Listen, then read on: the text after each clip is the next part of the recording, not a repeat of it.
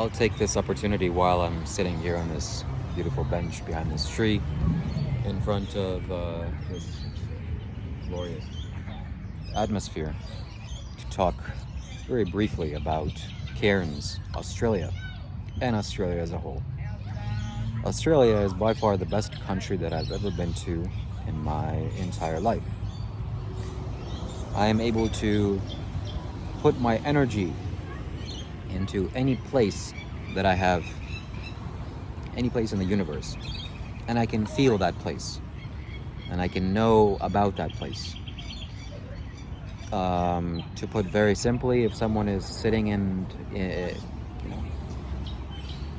a dorm next to my room, in another room beside me, and I can put my energy into that room, and I can feel that person and tell you what kind of person that is. Very generally, very broadly. But that's not the point of this video. The point, what I'm trying to say is that Australia is by far the best country that I've been to, and I believe it is one of the best countries on planet Earth. This is not something that can be argued with, because it is that way. But Cairns, Australia is on another level.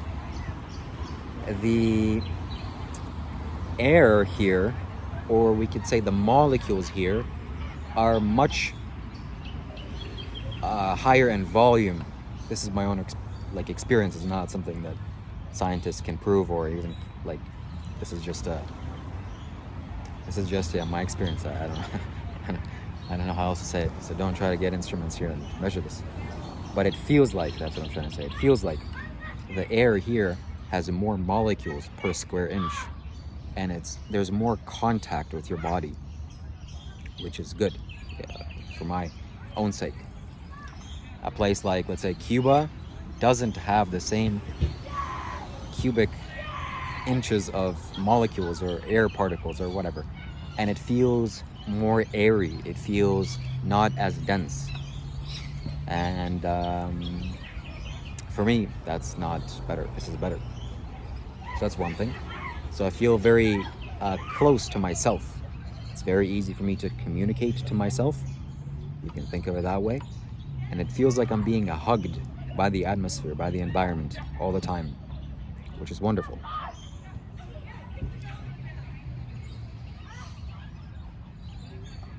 Before I came here, I saw a picture of Cairns from aerial view, and this place it's like a little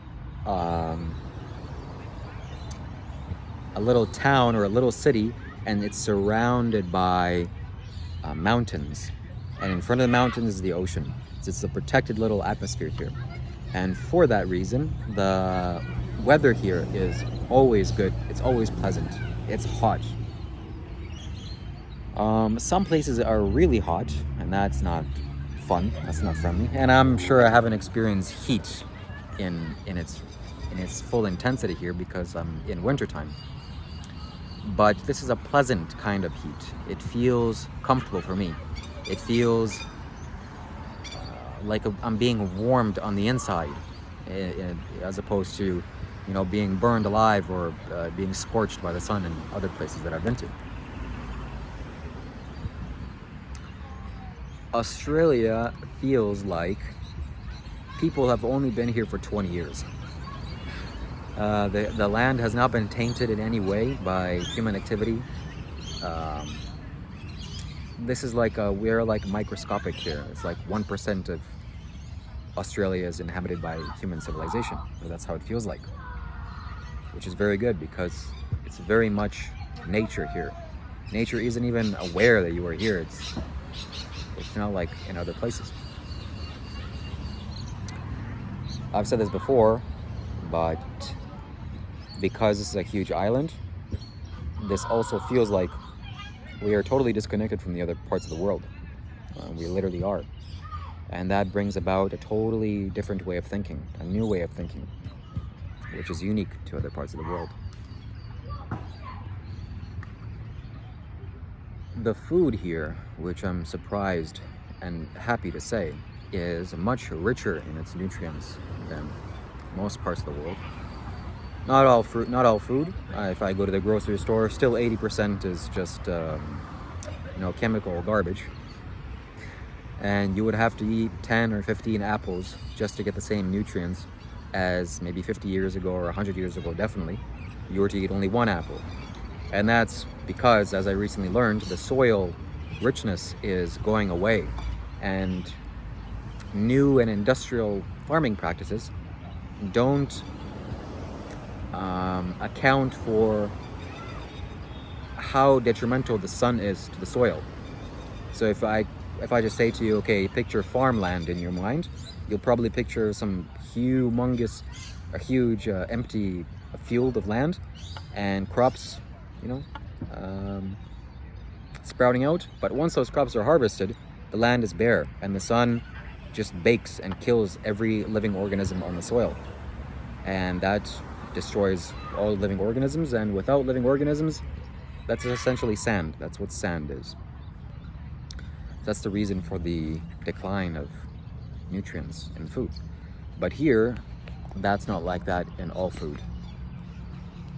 I'm happy to say that the fruits here are much richer in its nutrients. I can visibly see it.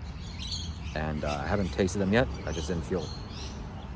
I wasn't hungry for fruit, but I'm gonna be definitely eating more fruit here.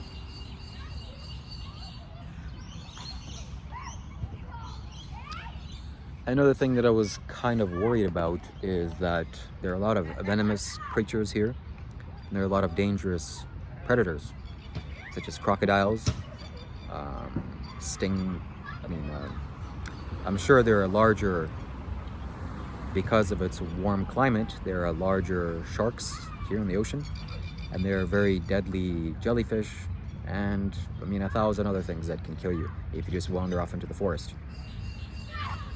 And before I came here, that was really an issue for me. I felt kind of discomfort in my heart, pain in my heart, because I didn't want to experience that. I obviously don't want to come in contact with these venomous entities.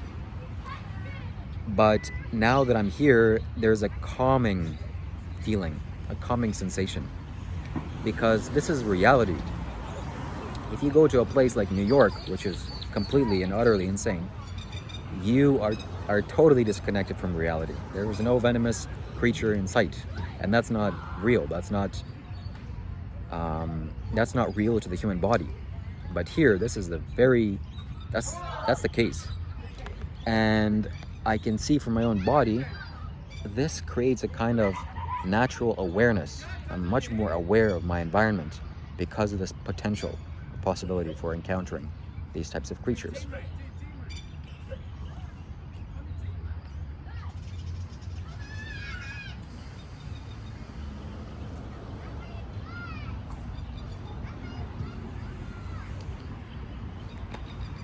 One thing I should say is that I would say 90% of the venomous creatures here, they won't be able to kill me, and they likely won't be able to kill you either. The potency of them is not intended for you to die, and if you have some sort of awareness, you can naturally purge that. But there are some venomous creatures that you'd be very wise to steer away from, such as there is an octopus, a blue-ringed octopus, and that thing is very scary. I don't think you have any chance of surviving when you get injured from that thing. So stay away from that. What else? As far as I'm told, or what I have read, this is the oldest. That's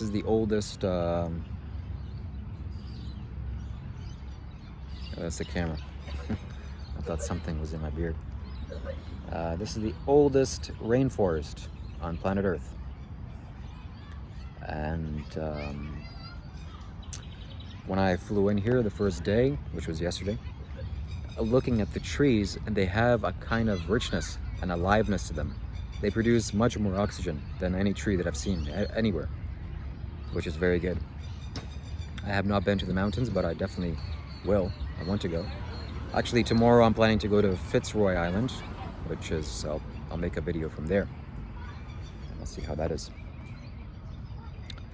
Something that I'm not pleased to say, not pleased to see, is that this place is much more dangerous than a city like Sydney, for example. At nighttime, there's a kind of feeling of emptiness. I guess it's a lack of human activity, also some levels of poverty, and the absence of police officers. The amount of police officers here, I don't think, are adequate numbers. If I were mayor, I would appoint a lot more police officers. That way this city would create a safer atmosphere.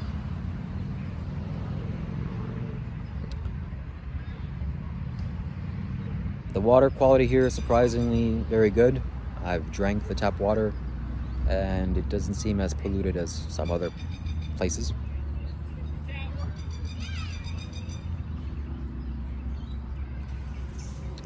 What else can I say here?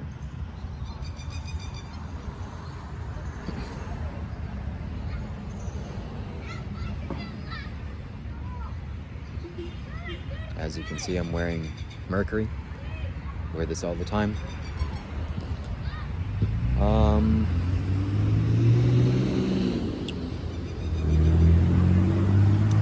The crocodiles. A crocodile. Apologies, the camera died, or not enough storage on my phone. I had to delete some videos. So as I said, that the crocodiles are not like any other animal on planet Earth. It is a dinosaur. Truly, it's a dinosaur. Because when the asteroid came and essentially wiped out almost all of life on Earth, all the land animals died very quickly, but crocodiles managed to somehow survive because they're able to swim underwater, and they're still around. And you can't really protect yourself against crocodiles. You can protect yourself against sharks, even energetically. I'm speaking. You can do certain things with yourself, and I have a piece of technology, just a simple stone lingam that I've communicated in a certain way, you could say, that will keep me safe from sharks in the water, from large fish in the water.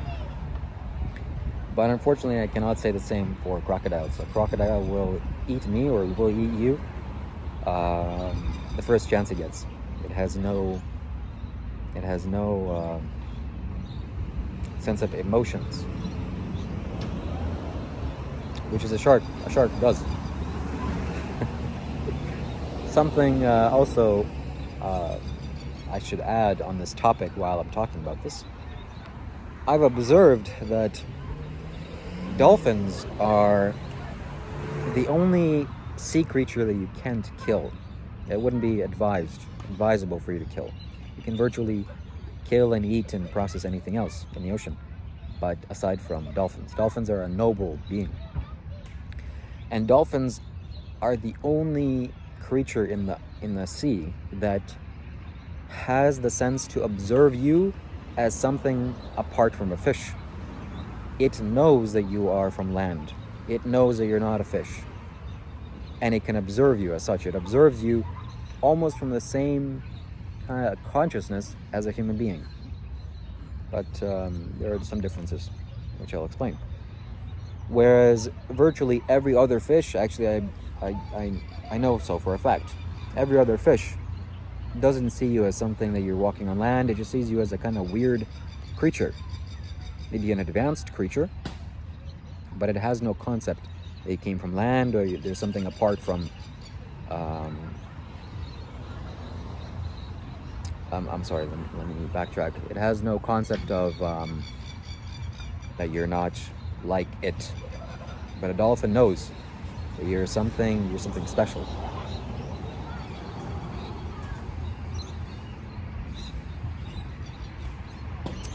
Yep. So yeah, some people say that dolphins are they evolved into the water, or they were once humans, or various other theories. And definitely from my observation, I could see that dolphins are very intelligent. They don't have the bodies, obviously, to capitalize on it, to build tools or technology. But if they were to climb out of land, or if they had the ability to communicate, I don't see a reason why they wouldn't be recognized as, let's say, being on the Council of the United Nations. That's something that I've heard on YouTube, something Joe Rogan mentioned. Someone said this, and I believe this to be 100% true. That they do have the intelligence to almost be like us, which is very fascinating. Okay, that's it. That's the end of this video for Cairns, and I will talk to you in the next video.